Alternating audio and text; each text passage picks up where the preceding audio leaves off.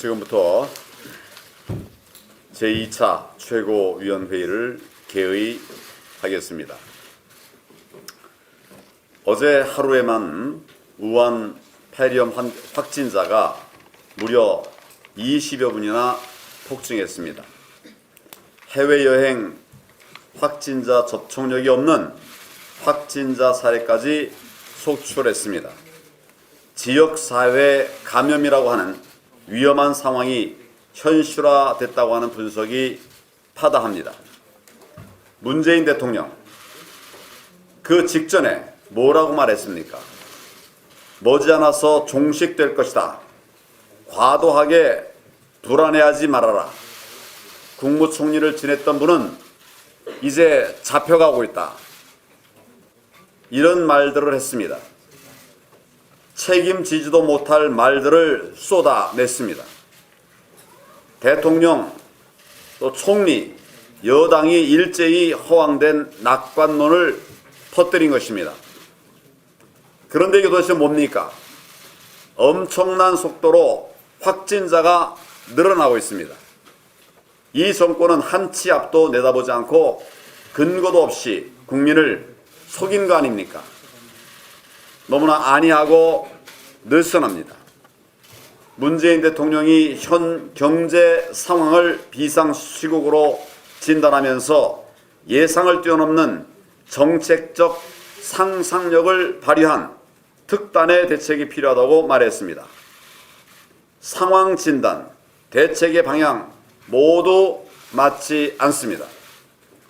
사실 우리 국민들의 민생은 이미 오래전부터, 어제 그제가 아니라 이미 오래전부터 비상시국을 넘어서 초비상시국이었습니다. 얼마나 많은 지표들이 적신호를 울려왔습니까? 경제 기초가 붕괴되면서 국민 삶의 기반도 무너졌습니다. 문재인 정권은 우한 폐렴이 경제 위기의 원인인 것처럼 이야기하고 있습니다. 하지만 경제 위기의 근본 원인은 전염병이 아니라 문재인 정권이 지난 3년간 행한 사회주의적 경제 실험 때문입니다. 이제는 국민들께서도 어떤 말로 변명을 하더라도 그 진상이 무엇인지를 정확히 아시는 그런 상황이 되었습니다. 경제가 좋다면서 국민을 우롱했습니다. 오락가락 경제 인식이 위기의 근본 원인이 되고 말았습니다. 경제 파탄, 일자리 붕괴를 덮겠다고 세금 빚잔치를 벌인 것이 근본 원인입니다. 민생은 내팽개치고 북한 관광, 시진핑 방한과 같은 총선 이벤트에만 몰두했던 것이 근본 원인입니다. 문재인 대통령은 전염병 탓, 대외 경제 탓을 멈추십시오. 국회 탓, 야당 탓, 언론 탓도 멈추십시오. 근본적인 원인인 자신의 경제 실정부터 되돌아봐야 됩니다. 지금과 같은 모습으론 경제 살리기가 절대 불가능합니다. 더한 불안과 침체가 우리 경제를 뒤덮고 말 것입니다.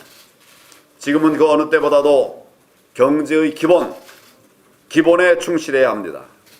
우한 폐렴을 빌미 삼아서 또다시 혈세를 쏟아부을 생각이라면 당장 접으십시오.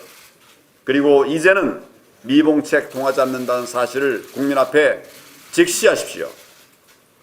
어려워 못 살겠다고 하는 상인들의 절규는 온 국민의 절규이며 기업 현장의 절규입니다. 대통령이 말한 특단의 대책, 지금이라도 경제 실정을 인정하고 경제 대전환을 꾀하는 것이 대한민국의 가장 시급한 특단의 대책, 바로 특단의 대책은 이것이라는 사실을 문재인 정권은 정확히 인지하고 경제 대전환에 나설 것을 촉구합니다.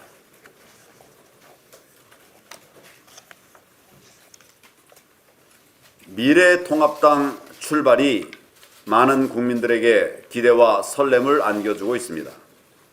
이제야 좀 해볼 만하다, 이런 말씀들을 하시는 분들이 많습니다.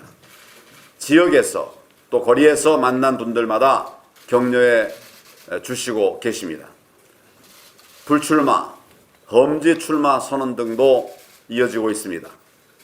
자발적 희생과 헌신의 모습이 다쳤던 국민의 마음을 조금씩 열고 있습니다. 국민들에게 통합의 새 희망을 드리면서 당이 조금씩 자리매김을 해가고 있습니다. 당내의 아주 작은 잡음도 큰 소음으로 울릴 수 있는 엄중한 시기입니다. 우리의 분열, 우리의 다툼을 손꼽아 기다리는 세력들이 있습니다. 대표인서부터 조심하고 또 유의하겠습니다. 국민을 주인으로 섬기는 낮은 자세를 지키겠습니다. 통합의 의미를 늘 되새기겠습니다. 선거에서 상대 정당의 후보자와의 경쟁은 물론이고 우리 안에서의 경쟁도 불가피할 수 있습니다. 총선 압승이라고 하는 최종 목표 앞에서 우리는 국민들께 그럼에도 불구하고 아름다운 경쟁을 보여드려야 합니다. 이것이 정통 보수의 본 모습입니다. 정권 비리를 무작정 감싸도는 극렬 세력 때문에 자기 반성과 쇄신의 기회를 놓치고 있는 여당의 모습을 우리는 반면 교사로 삼아야 합니다. 우한 폐렴 사태가 다시 악화돼서 국민의 불안이 가중되고 있습니다. 이럴 때일수록 미래통합당이 진정성 있는 자세로 국민들의 든든한 버팀목이 될 수 있도록 최선을 다할 것임을 국민들에게 약속을 드립니다. 감사합니다. 어제 오늘 깜깜이 감염자가 크게 늘었습니다. 언제 어디서 어떻게 감염된지 모르는 이런 사람들입니다. 지역사회 감염 우려가 이제 현실이 되고 있는데 대구뿐만 아니라 전국으로 국민들의 불안감이 급속히 확산되고 있습니다. 이것은 섣부르게 조기종식이니 하는 낙관론을 꺼냈던 정부의 안이한 대응이 화를 키운 것입니다. 이 같은 무능과 무대책, 그 피해는 고스란히 우리 국민들이 뒤집어쓰고 있습니다. 대한의사협회를 비롯한 전문가들은 1차 방역 실패했다, 지금 위기 대응 단계를 현재의 경계에서 심각으로 올려야 된다, 그리고 중국인이나 중국 방문자들 입국 전면 금지시켜야 된다, 이런 얘기들을 건의하고 있습니다. 그런데도 정부는 여태 유보적인 입장입니다. 아직도 정부가 정신을 못 차렸습니다. 여전히 중국 눈치 보기만 하고 있습니다. 추미애 법무부 장관이 입국 제한 조치 안 했다고 중국한테서 좋은 얘기 들었다라는 이런 말도 안 되는 소리나 하고 있는 것입니다. 일반인들은 놔두고 또 중국 유학생들만 격리하겠다는 헛다리 짚는 대책만 남발하고 있습니다. 지금이라도 정부는 중국인과 중국 방문 외국인의 입국 금지 즉각 실시해야만 합니다. 만일 문재인 대통령이 이를 시행하지 않을 경우 국회에서 직접 법을 개정하겠습니다. 그래서 국회가 이런 필요한 조치를 취할 수 있도록 나서도록 하겠습니다. 민주당은 즉각 법 개정에 응해 주시기 바랍니다. 우리 당이 우한 폐렴 관련 특위를 구성하는데 중국이나 우한이라는 명칭 고집하지 않겠다, 또 위원장 고집하지 않겠다, 빨리 구성하자, 국민의 안전이 최우선이다 라고 얘기했지만 민주당은 전혀 관심을 보이지 않고 있습니다. 최초 2월 3일 날 민주당은 국회 특위를 설치해야 된다라고 얘기를 했습니다. 그래서 저희가 그러자라고 얘기했지만은 전혀 반응이 없습니다. 불과 보름 남짓 만에 입장이 바뀌었는데 아마 국회를 열면은 이 정부의 무능한 대처가 고스란히 드러날 것 같아서 피하는 게 아닌가 싶습니다. 이게 어떻게 국정을 책임진다는 여당의 태도가 되겠습니까? 감사원이 국회를 대놓고 무시하고 있습니다. 국민을 우롱하고 있습니다. 지난 월성 1호기에 대해서 감사원은 국회가 감사를 요청을 했습니다. 국회법에는 5달 안에 그 결과를 보고해야 됩니다. 그런데 지금 두 번째로 연기를 했습니다. 그러면서 핑계는 관련 기관들이 자료 제출을 안 해줘서 그런다라고 핑계대고 있습니다. 거짓말입니다. 작년 12월 한수원은 감사에 잘 협조하고 있다고 사장이 직접 밝힌 바 있습니다. 곧 월성 1호기 감사 결과가 정권한테 불리하니까 그 발표를 총선 뒤로 미루겠다는 꼼수의 다름 아닙니다. 정권 눈치보기입니다. 감사원조차 정권을 눈치보는 것입니다.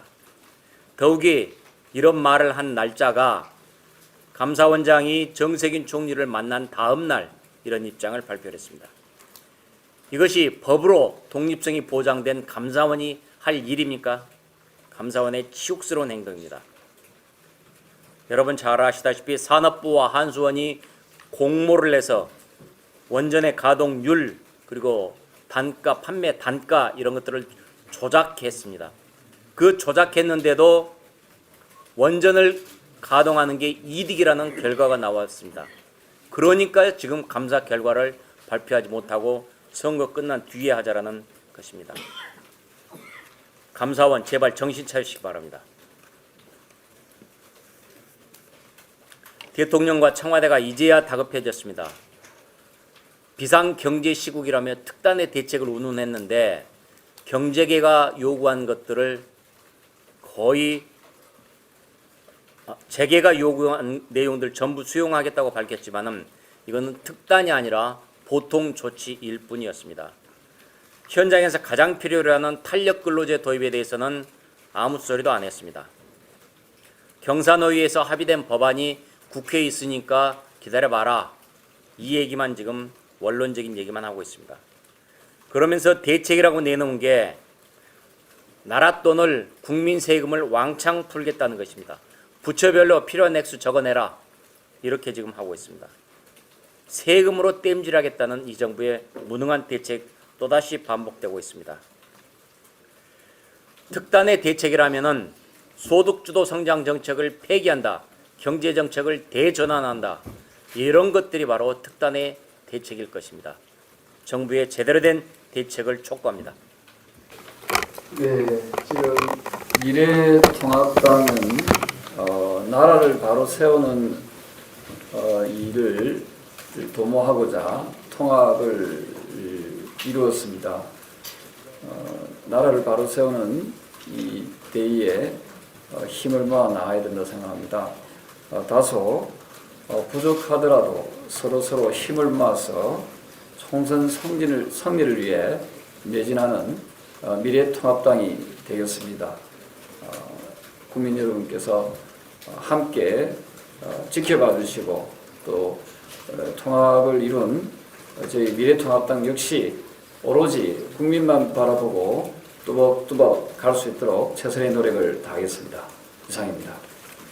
우리는 어렵게 야권 통합을 이루었습니다. 워낙 많은 분들이 그동안의 많은 사연을 안고서 살림을 합쳤기 때문에 그 과정에서 크고 작은 일은 있을 수밖에 없다고 생각을 합니다. 하지만 통합의 큰 대의 앞에서 크고 작은 일들은 소통과 배려로서 해결을 해 나가야 된다고 생각합니다. 그럴 때만이 국민이 기대하는 그 큰 대의에 우리가 보답할 수 있다고 생각합니다. 오히려 앞서서 희생과 헌신을 통해서 국민들이 쳐다보고 있는 통합의 앞길에 감동의 스토리를 이어갈 수 있도록 모두가 솔선수범해야 된다고 생각을 합니다. 특히 앞으로 어떻게 혁신을 이루어 나갈지 그 혁신의 과정에 대해서도 국민들이 주시하고 있다고 생각합니다.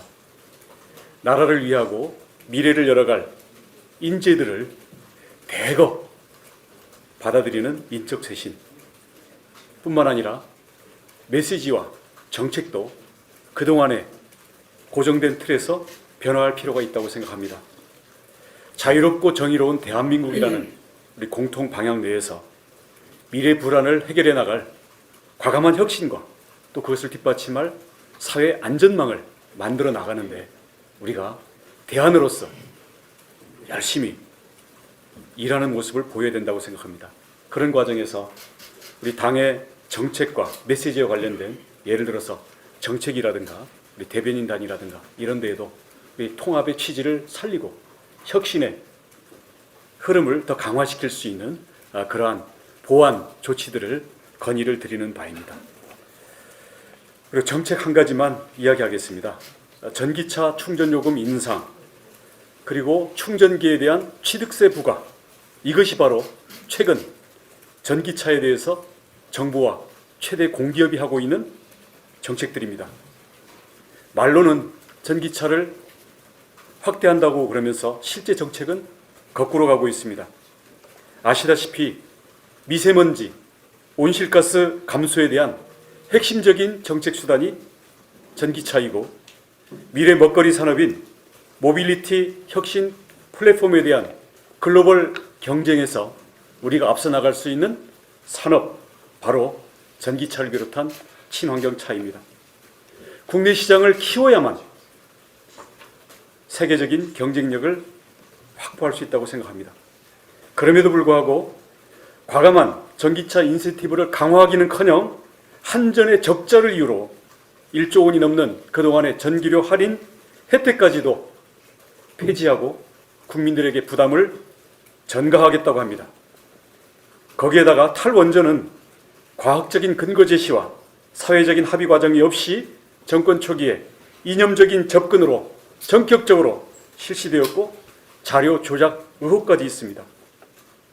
유엔의 기후변화 과학자 기구인 IPCC는 저탄소를 위해서 재생에너지는 5배, 원전은 2배 늘려야 된다고 공식적으로 권고를 했습니다. 지난해 말 유럽의회는 재생에너지의 기저발전을 위해서 보완책으로서 원전은 필수적이고 저탄소 정책의 핵심 수단이라고 정식 결의안을 채택을 했습니다. 잘못된 정책에 대해서 계속 고집을 하는 것은 미래 세대의 책임을 전가하는 것일 뿐만 아니라 아까 우리 원내대표님도 말씀하셨습니다마는 감사원 감사가 부실하면 이것은 국정조사와 특별검사 수사 대상이라고 생각합니다. 우한에서 처음 이 역병, 폐렴이 발생했을 때 이를 경고했던 그 의사, 리원양 의사의 그 경고와 그 주의를 중국 공산당이 제대로 알아들었다면 전 세계가 지금 이렇게까지 불안과 위험에 떨지 않았을 것입니다. 이번에 우리 아이들이 또 우리 젊은 청년들이 중국 공산당이 어떤 사람들로 이루어져 있는지 알게 되는 그런 기회가 또 되었으면 합니다. 중국 공산당은 어떤 일이 발생해도 책임지지 않습니다. 지금 시진핑은 어디 있습니까? 우리는 대한민국 정부는 자유민주주의 체제하에 있는 정부입니다. 문재인 정권은 지금 국민들께 정말 모든 정보를 다 알려주셔야 합니다. 처음에 대한의사협회에서 우리에게 정부에게 경고했던 그 이야기들을 다시 처음으로 돌아가서 되씹어 주십시오. 격상시켜야 할 때 격상시켜야 되는 주의와 조치가 지금 정부가 하고 있는지 다시 한번 살펴봐 주십시오. 이제 어린아이들까지 안전하지 않습니다. 지금 국민들께서 많이 불안해하고 계시니 그 격상할 수 있는 조치가 무엇인지 다시 한번 밝혀주시기 바랍니다. 2015년 갈팡질팡 하면서 그 메르스 사태라는 비싼 수업료를 내면서 감염병 대책을 배웠지만 문재인 정부의 중국 눈치 보기 때문에 그 모든 게 무용지물이 되고 말았습니다. 국민의 안전을 책임지려야 하는 대통령은 국무총리와 보건복지부 장관 뒤에 숨어서 머지않아 종식될 것이라는 현실과 동떨어진 소리만 하고 있습니다. 코로나19 초기 발생 때부터 의료단체는 줄곧 중국에서 들어오는 입국자 금지를 주장한 바가 있습니다. 이걸 철저히 무시했습니다. 정부 당국에게 촉구합니다. 당장 중국 전역으로부터 들어오는 모든 외국인에 대한 입국을 금지하십시오. 비겁하게 경제 핑계를 대지 마십시오. 미국과 러시아, 필리핀 등의 나라는 중국과 경제 교류가 없어서 입국 금지를 추진했겠습니까? 당장 국민의 생명부터 살려놓고 봐야 한다는 국민 보호의 의무가 있기 때문입니다. 제발 야당의 말 좀 들으십시오. 국민의 목소리를 제발 귀 기울여 주십시오. 국민의 절규가 들리지 않으십니까? 이제 곧 7만여 명의 중국 유학생들이 줄지어 한국으로 귀국합니다. 대구 신천지 교회처럼 우리 아이들이 다니고 있는 학교에서 집단 감염이라도 발생된다면 문재인 대통령 당신은 책임질 것입니까? 다시 한번 강조합니다. 중국 전역에 대한 입국 차단 조치를 즉각 시행하시기를 바라겠습니다. 원인 불명의 또한 폐렴 환자 전원에 대한 격리 조치 및 검사를 즉각 시행하여야 합니다. 의심 환자에 대한 진단 키트 검사를 일선 의원급 병원까지 확대 실시해야 합니다. 가벼운 감기 증상만 보이더라도 누구나 손쉽게 집 앞에 병원에서 검사를 받게 해야 합니다. 15만 원에 달하는 진단 키트 비용은 100% 국비로 지급을 해야 합니다. 그리고 의사협회의 촉구대로 현재 경계 단계의 감염병 위기 경보 단계를 가장 최고로 높은 심각 단계로 격상시켜야 합니다. 대통령께서는 과하게 조치하라는 말만 하지 마시고 직접 전면에 나서서 이 모든 것을 지시해 주시기를 바랍니다. 어제 그저께 국무회의에서 우한 폐렴에 대해서 직접적인 말씀하신 것이 방역의 안정감이 늘어났다. 증가 속도가 둔화하고 있다. 국민이 불안으로부터 벗어나며 활기를 되찾고 있다. 극복론을 말씀하셨습니다. 제 말씀이 떨어지고 하루가 못 돼서 확진자 수가 20명이 늘고 또 7명이 늘어서 31명이 57명, 갑자기 배 가까이 되셨습니다. 전문가인데 맡기시고 대통령께서 이렇게 말씀하시려면은 컨트롤 타워 자체를 청와대로 가져가시든지 아니면은 질병본부에 맡기고 경기회복은 부총리에게, 조정은 총리에게 맡기시고 대통령은 자중하셔야 됩니다. 책상 위에 있는 모든 대책, 경기 대책 꺼내라 이렇게 말씀하셨는데 이 정부 들고 3년 동안 계속해서 봄에 추경을 합니다. 추경을 계속하는데 이거 염두에 두시고 하시는지 모르겠지만은 이런 데 대비하기 위해서 예비비가 역사상 가장 높은 금액, 일반 예비비 2조 원, 질병과 같은 이런 재대책 예비비가 1조 4천억, 그러니까 3조 4천억이 마련되어 있습니다. 지난 화요일 날 1,000억 정도 우한 폐렴 대책으로 예비비를 썼는데 그 잔여 재대책 예비비에도 1조 3천억이 남아있기 때문에 이걸로 미리 대처하시고 혹여 선거 전에 추경 카드를 만지작 그런 거는 생각도 하지 말아주시기 바랍니다. 만약에 필요한 재원 대책이 있다면 야당도 협조를 할 겁니다. 말씀드려 놓은 야당 대표와의 회담하시고 소상히 알리고 국민에게 동의를 구하면서 재원 대책 마련해 가시기 바랍니다. 이상입니다. 저는 진영 논리에 대해서 한번 생각을 해보자는 취지로 말씀드리겠습니다. 민주당과 청와대는 다 계획이 있구나. 기생충에 나오는 패러디입니다.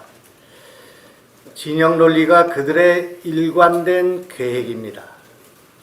임미리 교수를 고발하더니 금태섭 의원에게 자객을 보낸다고 합니다. 모두가 진영 논리입니다. 이 진영의 바이러스가 국민을 분열시키고 정치를 파국으로 몰아넣습니다. 국민을 왕따시키고 민주주의를 파괴하는 것입니다. 이 나라의 키워드는 오직 진영 그 두 글자만 남았습니다. 사람은 사라지고 그 자리에 진영입니다. 민주는 사라지고 문자 폭탄입니다. 표현의 자유는 사라지고 묻지마 댓글입니다. 진영은 폭력이고 괴물입니다. 진영으로 동창회가 나누어지고 카톡도 나누어지고 가족도 나누어지고 국민을 아예 두 동강으로 만들어버렸습니다. 대통령이 진영의 중심이 된 지 오래되었습니다. 인사도 진영 위에 엉망이고 공천도 진영 앞에서 진창입니다. 경제가 거지 같다는 반찬가게 주인의 절규를 무차별 공격하는 것이 바로 진영입니다. 홍위병들의 완장이 바로 진영인 것입니다. 입만 열면 참사인, 일만 열면 참사인 추미애 장관과 조리돌림을 당하는 검찰총장들을 보고 있다니 서글픈 마음이 듭니다. 조국과 추미애 장관이 법무부를 무법천지로 만들고 윤석열과 OK 목장의 결투가 벌어지고 있습니다. 법무부 장관의 궤변은 진영의 논리일 뿐입니다. 대통령과 법무부 장관이 진영의 수장이 되어 법치를 무너뜨리고 국가의 기초가 되는 신뢰를 허물어뜨리고 있습니다. 진영이 아니면 다 적입니다.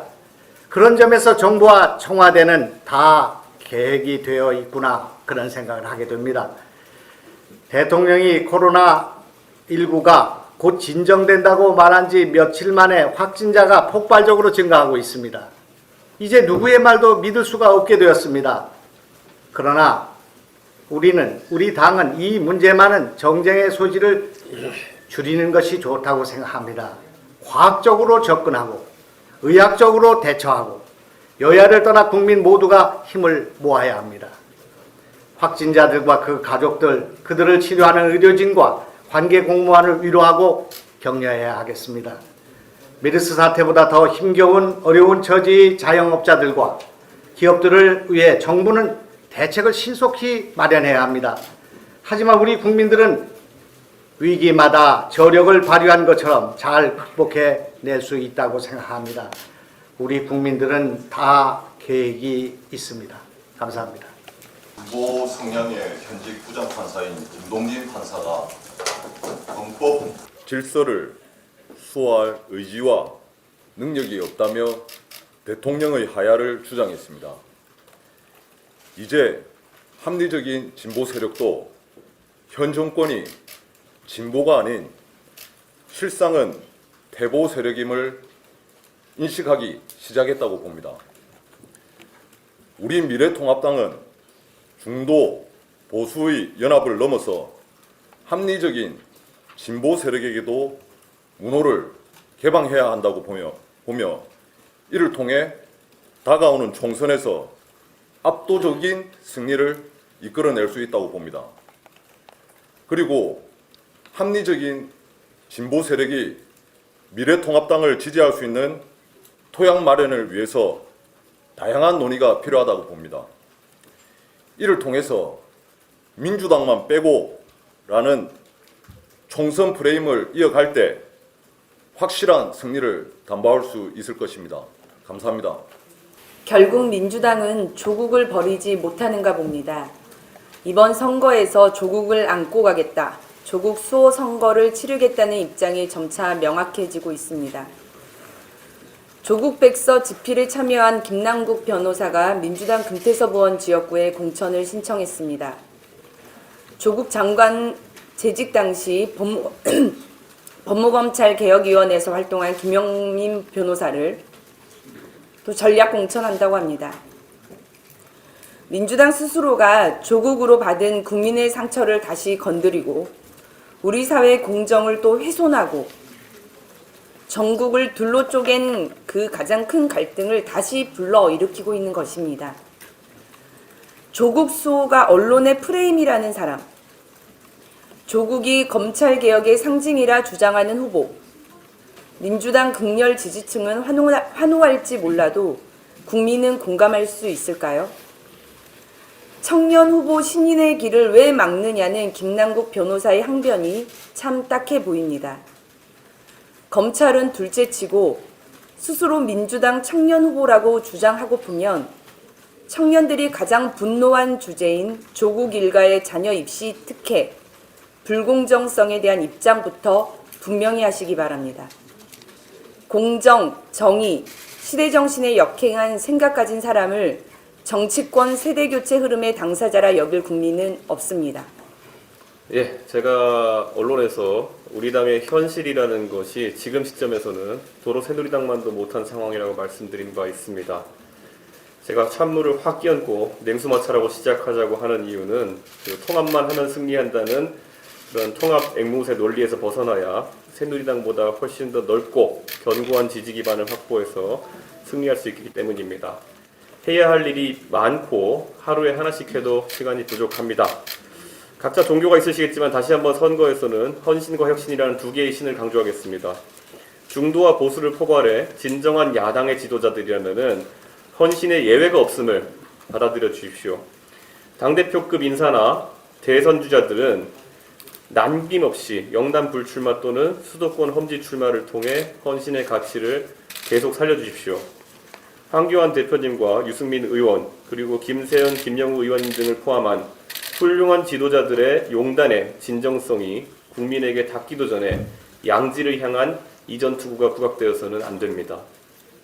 한편으로는 끝없이 젊은 세대의 정치 참여를 외치면서 젊은 세대는 학도병처럼 무기도 없이 최전선으로 보내고 후방 재배치만을 꿈꾸고 있는 지휘관을 누가 따르겠습니까? 어느 누구든지 당원과 국민의 열망을 저버리고 한강 남쪽이나 부산 바닷가 어디 따뜻한 곳에 머무르려고 한다면 진정성이 의심받을 것입니다. 관악산 밑이나 수락산 밑에서 뛰는 젊은 세대와 함께 하시는 것은 어떠신지 묻고 싶습니다. 또한 혁신은 기존 보수의 지형을 넓히는 것에 있습니다. 그 전장은 2030 세대입니다. 경제, 안보 이런 전통적인 보수 정당의 이야기에 더해서 젊은 세대가 관심 갖는 주제를 전면에 끌어올려 봅시다. 바른정당과 새로운 보수당을 통해서 2030 세대와 교감하기 위해 했던 노력의 가치들이 상실되지 않았으면 좋겠습니다. 이준석과 하태경이 분홍색 옷을 입었다고 해서 함께하던 젊은 세대가 미래통합당과 함께하지는 않는 것 같습니다. 김영우 의원님께서도 지적하신 것처럼 군 복무 장병에 대한 선심성 공약만으로 젊은 세대의 지지를 끌어오기는 어렵습니다. 포퓰리즘은 우리의 전문 분야가 아닙니다. 우리는 아무리 해도 저들보다 잘 퍼주지 못하고 저들보다 사탕 발림을 잘하지 못합니다. 2030 세대는 공정이라는 가치에 가장 큰 공감을 하고 있고 그래서 조국 사태에 가장 분노한 것입니다. 젊은 세대가 미래통합당을 대안 세력으로 받아들이게 하려면 국민을 분열시키고 가르기 위해서 남녀 젠더 이슈를 제2의 영원함 갈등으로 만들어가는 문재인 정부에 대해서 강한 비판을 해야 합니다. 가부장적 남성과 상대적으로 피해보던 여성의 구도가 조금씩 허물어져 가고 82년생 김지영이라는 하나의 움직임, 그것과 대비되는 그에 못지않은 젊은 세대, 20대 남자로 대변되는 그 세대의 강한 반작용이 있습니다. 또한 정치적 올바름에 대한 피로도와 반작용에 대한 그런 입장도 저희가 정해야 합니다.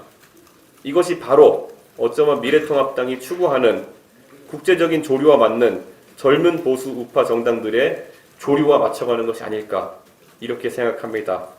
시간이 없습니다. 앞으로도 당의 탈바꿈을 위한 노력들이 계속되었으면 좋겠습니다. 우리 미래통합당에서는 헌혈 나눔 운동을 시작을 했습니다. 황교안 대표님께서 그제 이미 헌혈에 참여를 하셨습니다. 앞으로도 우리 미래통합당이 당 차원의 캠페인으로 국민과 함께 헌혈 운동을 하고자 합니다. 희망으로 나누는 행복 DNA 전 당원과 함께 국민의 아픔을 극복하도록 노력하겠습니다. 옳은 소리